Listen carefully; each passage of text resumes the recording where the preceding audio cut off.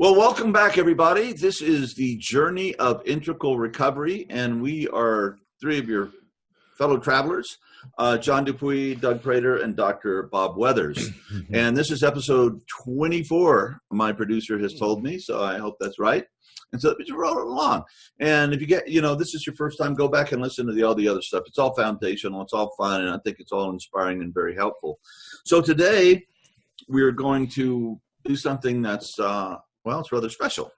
And Doug is going to talk about his journey of integral recovery and his story. So I've heard bits of it, and it's, I was quite moved. And that's, how we became friends, and then we became colleagues. We started working together. You sent me, I can't even remember what the email was about, but I got this email. We get a lot of emails, IWAKE people asking something. It was this brilliant email. It was really long, if I remember. And it was like all these great questions. And I was like, what is the easy way out?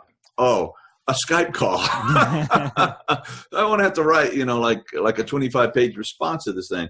And so we started talking, and we found we had all these things going on. And so then we just started talking. And then every week we said, this is too cool to stop. And finally, we things were obvious that we needed some help at IWAKE. And I started thinking, okay, I got to send out, these skill sets to our list and all this stuff. And then ding, done, doink. And anyway, and so one thing involved into another, and he's become a friend and a colleague, both in the IWAKE technology work and, of course, the integral recovery work too. So, it's wonderful. And for me as an older guy, when I see these young, brilliant people, showing up on the planet, it's so moving, because sometimes you hear these crowds going, well, they weren't like it when I was a kid, they're just different now. They are different, thank God, and they're better, so it makes me trust and honor evolution, and it gives me hope that we're handing off to some extraordinary people. And Doug, to me, you represent that in a big way. So. Amen to that. John, that's very kind, and I sure as hell didn't start there. It has been an ongoing journey of transformation for me, and it very much still is. Thank you for the kind words, and both of you for very sincere, the opportunity to show up here and do this podcast every week, which has become an important part of that continued evolution and growth. John, you mentioned having heard parts of my story, and Bob, you have heard parts of my story. These things kind of come up in conversations. Our viewers and listeners too probably know little bits and pieces that they have put together, but this really is the first time that I've ever told my whole story in any complete way to anyone. So I'm certain there will be things that I wish I had said better, or things that I, will realize later that I had left out or could have expressed differently, but that doesn't mean that I'm not going to do it. That's part of the practice here, is just leaning in and doing it anyway, and accepting those imperfections and evolutions as we move forward. It's all just a work in progress with this. Yeah, it's an honor to sit with you right now. So I've been clean and sober for a little over 4 years now, and age 35. I first started using at a fairly young age, I think a fairly common age. I was about 13, 14 years old, middle school or thereabouts. As a child, I was a very bright kid, and very, very stereotypically nerdy and interested in all these kind of wonderful things, and top of my class, etc., which resulted in a lot of bullying and a lot of dislike at that age. I was very disconnected from my peer group from a very young age. People would, for example, go outside to recess to throw the football around, and I was, teacher, can I stay inside during recess to do stuff on the computer? I leaned into computers and was, working with the early Macintoshes back in the day. And the bullying got intense, very quickly, around the same time that I had started to discover a bit of a rebellious streak. My intellectual curiosity had led me to really start questioning things, questioning authority, rejecting the status quo, etc., as is common to teenagers, as I understand. But, part of that was kind of leaning into that rebellious counterculture, which already had some drugs in them. And when I got there, the bullying continued, because at that point there were other groups of people that just did not like me, did not want to be with me. But starting with marijuana, took my brain to a different place where I didn't have to think about that anymore. Hey, Doug, what was going on at the home front during all this when you're growing up? This gets interesting, because I should say that everyone makes mistakes, and there were a lot of things on the home front that we've all grown and we've all changed and we've all matured. And my family and I are making some pretty good reparations these days as part of not only my own growth and healing, but theirs too. They realized that there were things that could have been done differently and mistakes, and you do the best you can with what you have and what you think at the time. And sometimes you do what you think is right for a person that is actually not the right thing. And anyway, there was some tension at my family, and it further kind of pushed me down this rabbit hole of I needed some way to escape all that, and did not feel accepted by any of my peers or at home, and had no one to talk to and nowhere to go and no place to be. So I escaped into this world of substances. Doug, did you have a best friend or somebody hung out with? Well, I had a couple different groups of best friends. There was one when I was kind of younger, and then I started leaning into another crowd around the time that I started using. But like one best friend, I mean, somebody that you kind of helped you get through all this period. It shifted. I had a couple of best friends when I was younger, and then it shifted. There was no kind of open dialogue about any of this at any of that time. We were just being kids and dealing with it the best we could.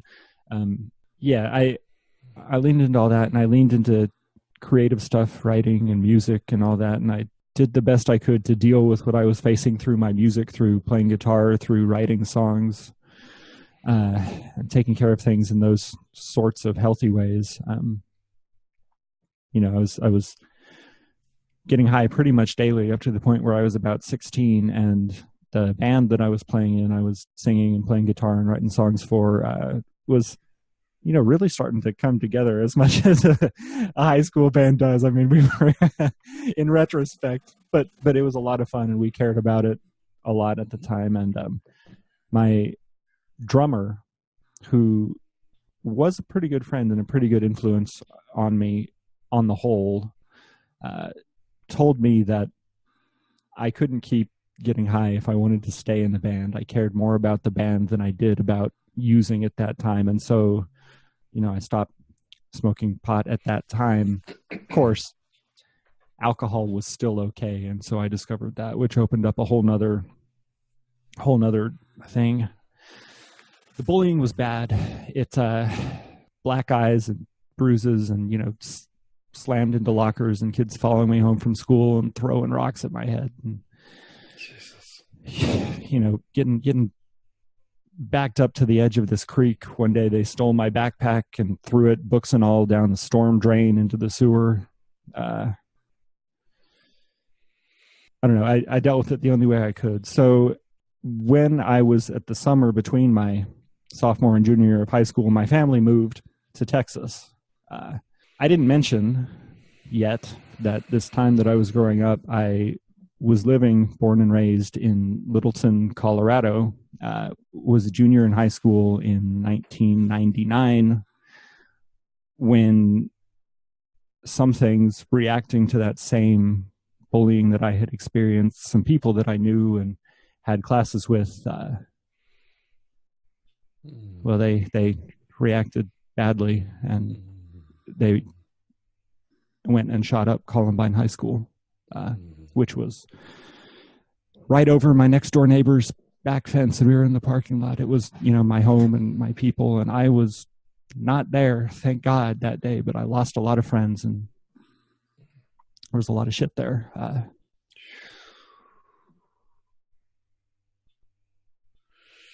I wasn't there, thank God. But it was still really, really hard. And harder still for the friends of mine who were there with it.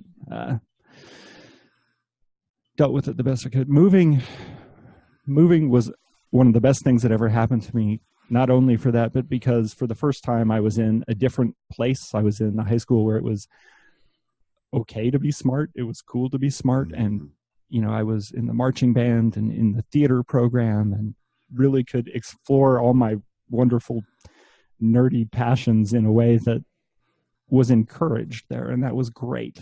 But there were still so many entrenched negative self-beliefs and things at home were still rough,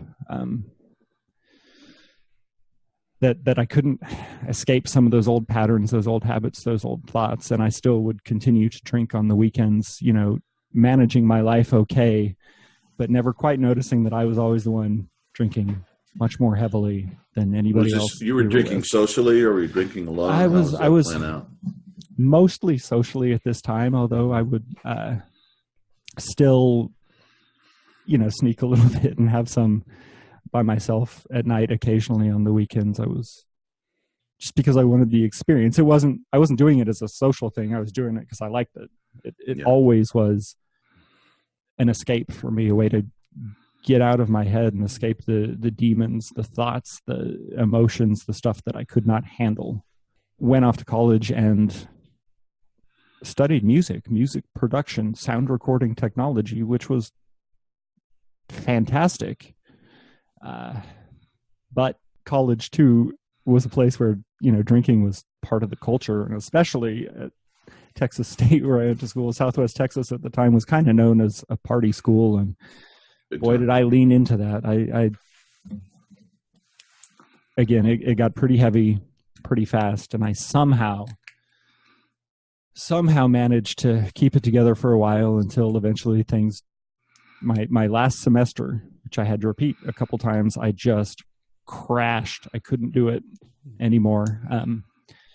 That last semester of school, I was taking an extended load of very difficult classes while simultaneously trying to do my senior project, working 30 hours a week at my retail job, and taking care of a girlfriend who was struggling with severe depression, and also trying to run this fledgling record label that myself and a couple of students had put together. It was all just too much. I couldn't handle it, and I just kind of fell apart. I died. I had turned 21. I was able to procure my own supply of booze at this point, and oh God, just leaned into it.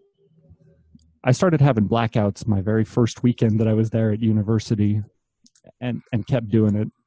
By my sophomore year, I'm sitting there Googling, am I a problem drinker or an alcoholic, and trying to lean into that difference.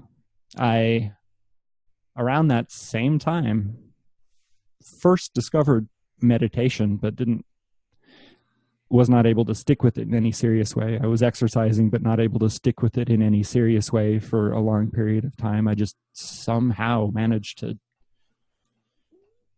remain mostly functional there for a while until suddenly I wasn't. And the blackouts, were more and more frequent. And my girlfriend, who was finally starting to come out of her depression, started getting really concerned about my behavior as we're getting ready to graduate and starting to plan a life together. And she's going, you can't do this. You can't stay sober. And I couldn't quit. I went to my first AA meeting around age 22 and realized that I had a problem and had to quit at that time. And I couldn't do it. I couldn't stay stopped. I'd be sober for a couple of weeks, a month and a half, 2 maybe, and then have a relapse and start the whole thing over again. And it became this cycle of knowing things were bad and doing okay for a while and then relapsing. And Doug, when you relapse, you didn't just ease your way into it. You just hit it hard.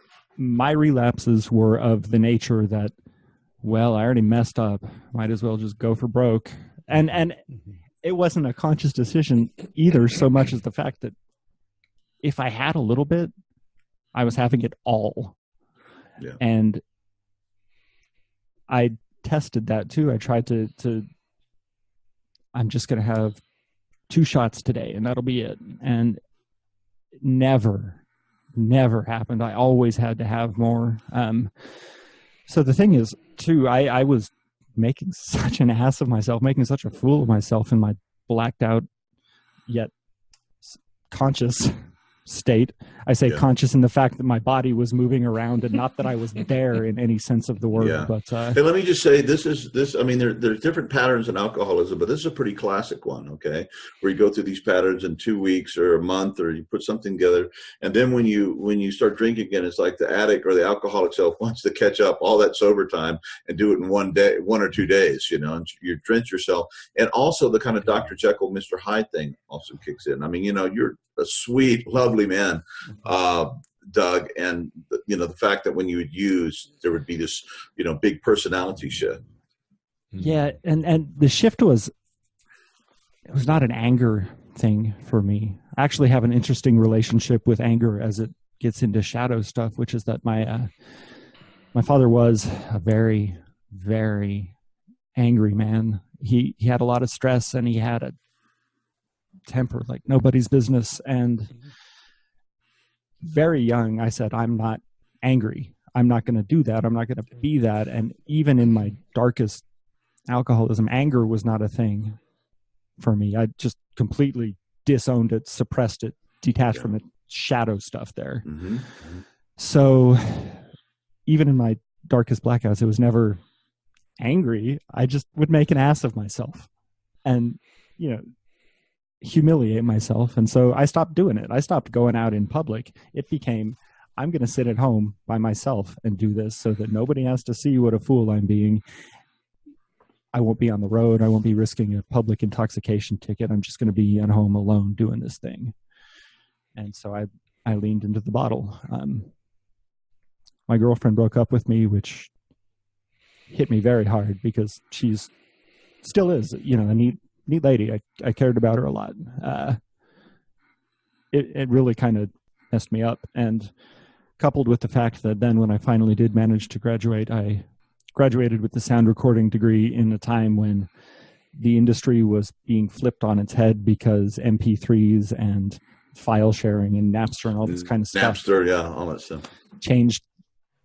The job that I thought I was going to have didn't really exist in the form that I thought I was going to have it, at least in a way that I was able to access at that time. So here I am with this college degree and this alcohol problem, and I found that things were competitive. People didn't want to hire somebody who was a music major for an accounting job when they could get an accounting major to do it. Nobody really cared much about a music degree. Was regretful of my choices, was regretful of everything, and I started to question further deeply my self-worth from all this other shit that had happened in my life and the things that I had internalized growing up from the other experiences. And just, I didn't think I was worth anything or could do anything. And it was a deep, dark depression. I couldn't support myself. I couldn't get a real job. I couldn't stay sober. I worked a series of retail jobs that I couldn't keep because inevitably I would relapse again and screw everything up again, which continued this cycle of self-loathing and just was bad. I ended up moving. I went to 2 rehabs around this time. I was still living in Austin area then. First an outpatient rehab and then later an inpatient rehab, and things were fine. And then I would get out and not be able to maintain it. I was going to meetings every day for a while. I took the suggestion of 90. I'm age 23, 24 around here, took 90 and 90 very seriously and did my best to keep it up, but couldn't do it. I had a lot of issues with AA because of, first of all, the Protestant kind of fundamentalism. Second of all, this related to my type 5 thing, this idea that I had to understand God. I didn't like the idea of powerlessness either, because from my perspective, I was already plenty powerless, and I needed, I don't know, to get some self-power, to get some self-esteem, to move that in the other direction and sort of gain some faith in my ability to move things forward. And I had no way to reinforce that when I couldn't make any other area of my life work. A series of people that I dated briefly after kind of confirmed this to me, that because I wasn't some sort of typical, stereotypical alpha male type, that I was somehow deficient. There was something wrong with me. Further reinforced this belief. Couldn't get my shit together. I ended up moving back in with my parents, who had since moved to Atlanta while I was at university. That was hard too, for everybody, because there were all the old issues there, and those behavior patterns between us all still going strong.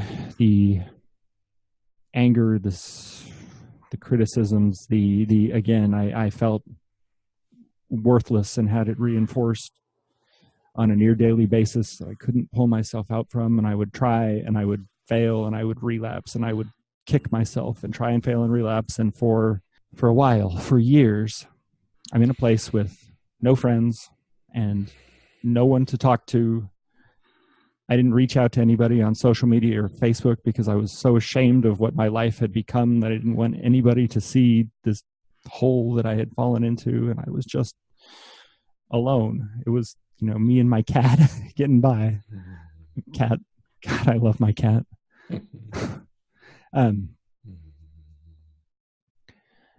But somewhere inside of me, there was still this desire to do something. I struggled with the idea of hope. Like, what is there to hope for? What am I going to do with my life when I'm so damn worthless? What do I have to give? What do I have to offer? What people talk about millennials, for example, thinking that they're so fucking special. And I kind of had internalized the opposite of that I am so fucking not special, that there's, why bother? Yeah, I hear you. I couldn't see a bother. So fortunately, there was some spark somehow still inside of me that wanted to do things, wanted to write, for example, was a huge one. Wanted to get out and start a business, wanted to get myself better, wanted to do this. So I leaned into reading self-help books, starting to meditate, reading a lot about Buddhism, which I had discovered years before, but leaned into it a lot more. Interestingly, from an integral perspective, now that I look back on it, there was, at that time, I had kind of gone through a stage evolution in my path out of this. There was, in my exploration of searching for God, as AA had prompted me to do, and redefining what religion and spirituality could be, I leaned into an exploration of a lot of New Age stuff, and had, in the depths of my addiction, had embraced some of the more magical thinking kind of ideas. Doug, did you go to church when you were a kid? Did you have any kind of religious? We went to Sunday school a little bit when I was a kid. My parents kind of come from a place where my mom is a pretty strong believer. My dad is very orange, science and reason and rationality, and doesn't really talk much about spirituality. So we, like I said, went to Sunday school a little bit, but their thing, which I actually kind of love, is we would go on Sunday family bike rides, because my dad said they could appreciate the majesty of God a lot better out in nature than they could sitting in a building. Yeah, of course. The trick to that is you have to actually take the time to appreciate it in that way and think about it as a practice while you're out there. But anyway, I didn't have a strong religious foundation. I went full-blown atheist by the time I was about 12, and I started leaning into philosophy too. When I was a teenager, I got real into the whole punk rock thing as well. And I was not just, middle fingers up, F everything kind of punk rock, but rather the political intellectual kind. I The Clash. recall this disc I had by a band called Propagandhi, and on the CD, it was actually a mixed media CD. You could put it in the CD-ROM drive on your computer, and it had just reams of PDF files, information about stuff that was going on with the government, and information about PETA, the ethical treatment of animals, and vegetarianism, and stuff about feminism, and just all this educational material about what's going on and what to study, and kind of opening your eyes to what's happening in the world. I thought it was just fascinating. I was reading Nietzsche. I read Ayn Rand a little bit. I actually was really into Ayn Rand for a while too. Yeah, that's a whole other interesting story. But I think that a lot of people misinterpret Ayn Rand. I think she certainly got some things wrong, but I think she got a lot of things right, and it's a matter of transcend and include. Don't throw the baby out with the bathwater with some of that stuff. And I say that from firsthand experience, having read a lot of her work a number of times. I definitely have that tendency to want to lean into and verify and explore things for myself, which has been both a blessing and a curse as my life has progressed. I don't take anybody's word for anything, which is part of the reason that Buddhism appealed to me so much. I was turned on to Buddhism because from that orange Randian kind of perspective, I wanted to increase my personal capacities in every way I could and maximize my intelligence and my brain power. And I heard that meditation was a way to do that. So I started meditating, and through my wanting to improve my meditation practice, inevitably read some Buddhism and found a lot of things appealing about the philosophy, some of which I wouldn't really appreciate, understand, or embrace until later.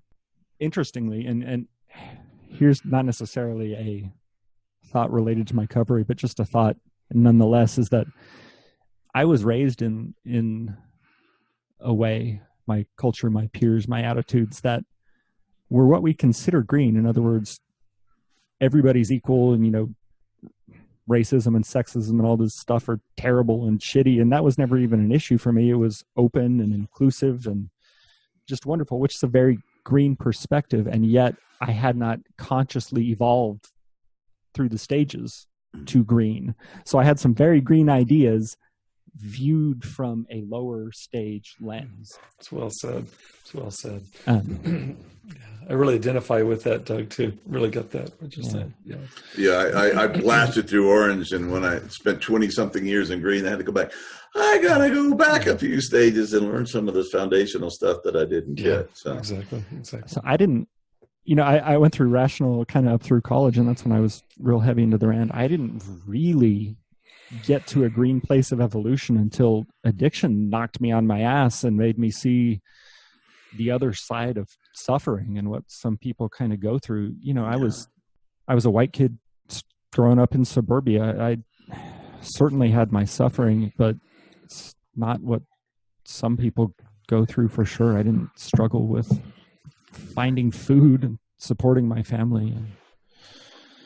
I began to struggle with sustaining myself and keeping myself employed. And I realized that, maybe some of these people who are having trouble supporting themselves and maybe it's not their fault. Maybe there are other circumstances. And I read a lot more about sociology and circumstances, and read and came to understand other perspectives, having had the experiences of being down and out myself, that opened my eyes in a way. And that's continuing to read and studying all these things. And I'd make some progress, and I would slip again, and I'd make some progress, and I'd slip again, and I'd make some progress, and God, something would happen at the house that I just couldn't handle, or some emotion would come up that I just couldn't deal with. And this thing took over inside me that I didn't consciously make a choice to do it. It's just suddenly I was drunk again. And these binges would, let me mention too, we're not talking beer here, because that wasn't enough for me. I would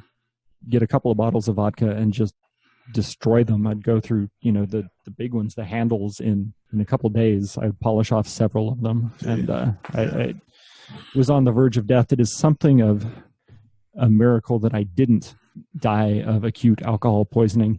For sure.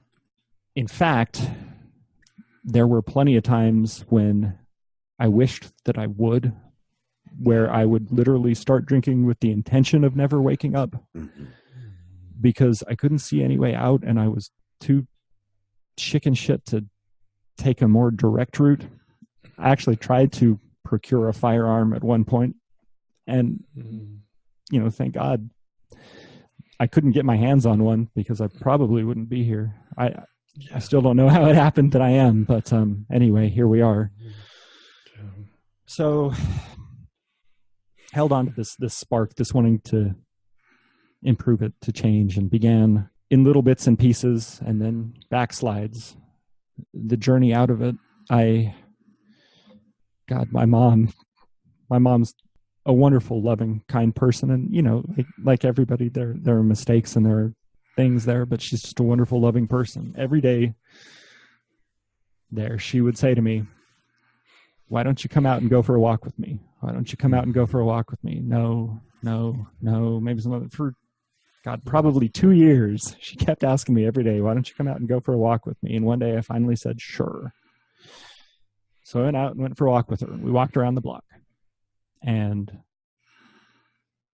daily, I started doing that.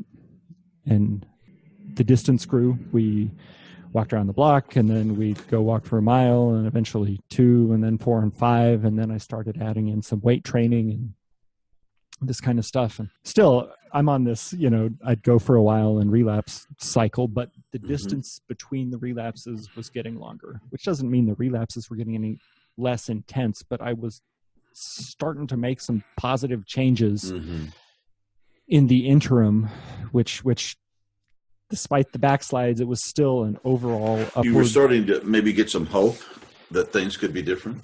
Yeah. And part of that came from, in small bits and pieces, finally coming to the terms with the fact that I would never live up to the standards that would make my dad happy, that I didn't have to, because I could make my own choices in spite of what he said or what he thought. And so I started leaning into writing more and started doing web design and blogging and copywriting and this kind of stuff, projecting myself out there in those kind of ways, putting myself out in the world in very small ways. And I was still very terrified to do it.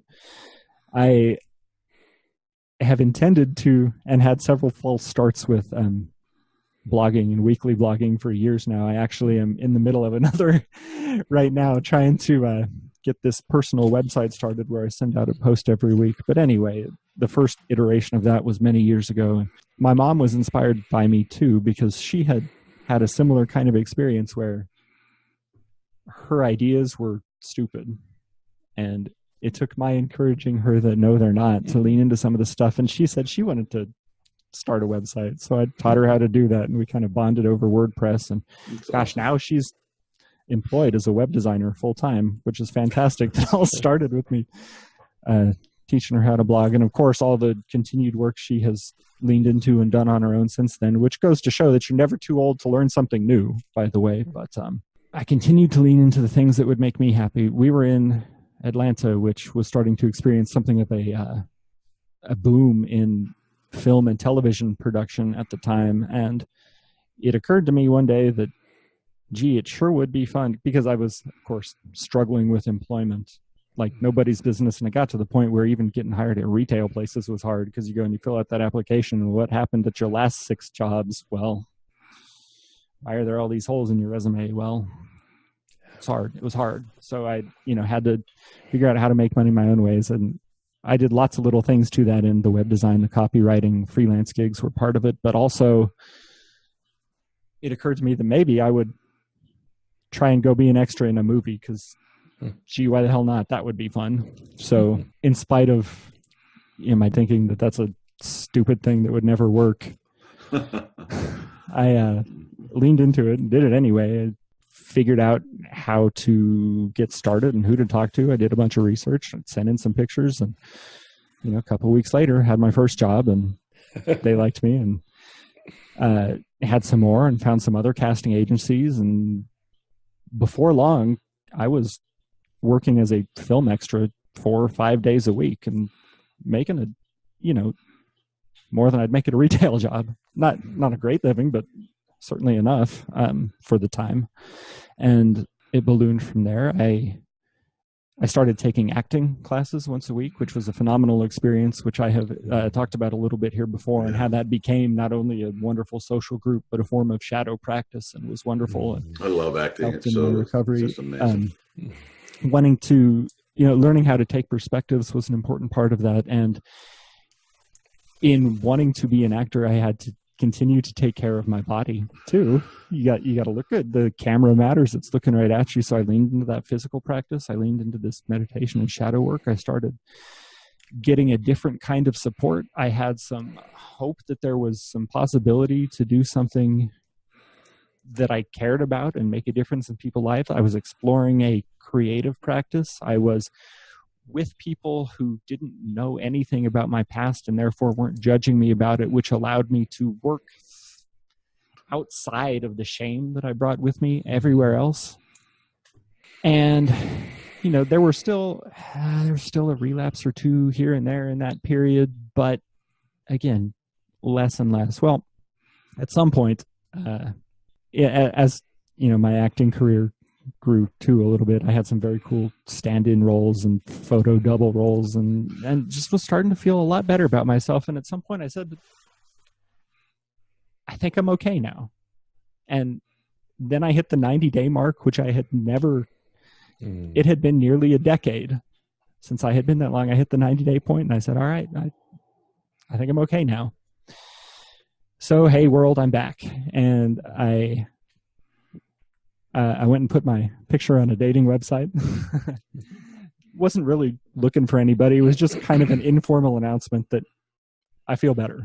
To yourself too, that you were ready to put yourself back in the world. It's really what it was. And, a couple months later, I got a message from the wonderful woman who would become my wife. and things continued to improve from there. It's been over 4 years now since I've been sober, and the daily practice is all part of that. It took all those pieces, though, and it took them coming together. It took finding hope. It took having the courage to lean into what I thought, what I cared about, in spite of what I feared other people, even people who had very strong influence in my life, would think about me. It involved thinking enough of myself to take some steps away from that shame, which started to reinforce my confidence that I could do it and start to rebuild some self-worth. The funny thing happens when you start exercising regularly and sticking with your workouts and lifting a little more weight each time. In addition to the immediate physiological and neurochemical effects, you start to get some self-esteem too. And you see that, look what I have done. If I push myself hard here, why can't I push myself hard in other areas of my life? And it starts infecting in a good way other aspects. And that's exactly the way I lean into it, is when I get down and do my exercise, I give it everything that I have, because that's the practice. I mean, sure, I'm taking care of my physical body too, but the practice is pushing with everything that I'm capable of giving that day, and training myself to do that has made all the difference in the world. All of that coming together and continuing to do it and continuing to work on it and continuing to grow and to learn, because things starting to fall into place sure as hell wasn't the end of the journey. I still am doing not only the daily practices, but reading and growing and learning. And the one that has made the biggest difference too is exposing myself to other people. I put myself on the dating website. I exposed myself to the camera when I was acting. I exposed myself to the world, granted via a pen name, but through my writing when I started publishing books. It was a risk, John, when I wrote you that first letter, because I had been, and somehow this didn't make it into the story I just told, but discovered binaural and brainwave entrainment way back a long time ago too, and cared about it a lot. Had been working with it on and off, not obviously as a structured regular practice, but for years, and doing my own for years, and always hoped that would be part of my business. So in writing to you about all that was a risk too. I cared about it. So doing the podcast and talking to you guys each week, exposing some very personal things, sharing them with our podcast audience. All that involves a spotlight coming in, but I think that it is through exposing our shit to the light that we really start to heal. Yeah. And so and alcoholism and depression, it's just more of this turning in, disconnection, and recovery, and spirituality in life is about, it's about expansion and connecting to more and more, I've got this piece of art on my wall. I got it in 1996. I was in Cairo, and I got this. It's a papyrus print of a golden beetle, a golden scarab, and in that Egyptian mythology, the golden scarab rises out of literally the shit. It's a dung beetle, literally a dung beetle. That image came to my mind just at this very last point you made, Doug, that we're all dung beetles. And it's possible for that to be a transformative image. It's literally on the walkway into my home. So every time that I walk in, there's a remembrance of who it is I have been, where I've come from, but also where it is that I'm headed. And it's unbelievably gorgeous and inspiring. Well, yeah, and Doug, thanks for reaching out and writing that letter. In fact, I got to go back to my emails and read that original letter. Yeah, but I just remember being really impressed, and I'm like, God, this guy is deep, and it's been lovely, man. You've it's like I've been thinking about this podcast for a number of years, and it's like I took courses on how to do a podcast, online courses, and I'm still like, what? And with Doug, we decided we were going to do it. Like 2 weeks later, man, we're on the air. It's like, wow. That's exactly right. And, That's exactly right. we kept on finding different areas you were skilled in, and just producing the Stealing Flow series and all this stuff is just coming out of you. And like Pamela said, where the hell do you find this guy? Dumb luck. Well, but isn't that something, and it's like one of the things I made in my book, and Doug, thank you so much. You're such a precious soul. That was just so amazing. Is that this damn addiction stuff, it's not the worst of us, that succumb to this. Often it's the best and the brightest and the most sensitive, and it's such a goddamn tragedy. What if you had drunk one of those nights and never woke up, my God, Doug, you wouldn't be here with us. You wouldn't be here with your wife and your child and all the people you're helping in the world now. So, right with you, John. Right with you. Just keep showing up, and it's uncomfortable sometimes. It's scary as shit sometimes, but I have made a practice of just showing up and continuing to do so, especially when it scares me, because I have learned that that's where the growth lies. My quietness listening to your story to Doug is born out of complete attention to every single thing that you said. I just want to give word to it, which is I resonate so powerfully with each step of the way. And I think any addict who really does know addiction from the inside to alcohol or any other drug will absolutely bridge over to your experience. You've named it, which is really nuanced truthfulness. I really bow to that, Doug. The entire time you've been speaking, I've been right with you, and just really honor all that you've shared today. This is sacred. This is sacred. Thank you for that, Bob. I feel so blessed to be here with you guys every time we do this. I mean, I hope that this is beneficial to a lot of people, but it's sure as hell beneficial to me to show up and have these talks with you guys. Absolutely. Feel exactly the same way as you, Doug. Absolutely.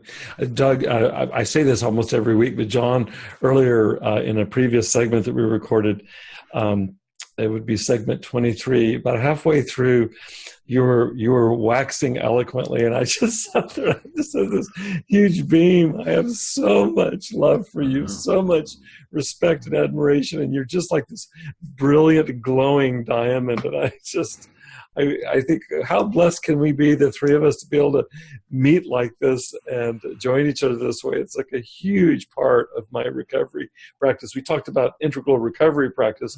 Well, this is here right now. Gosh darn it. Okay. Hey, Mm-hmm. Doug, deep bow, brother. Thank you so much for just opening your heart and your life. And I can't thank you enough. And I'm just moved.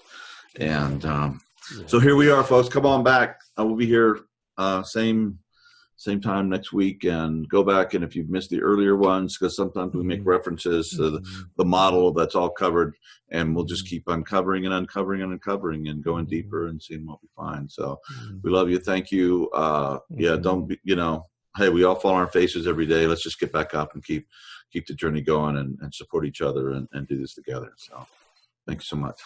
God bless.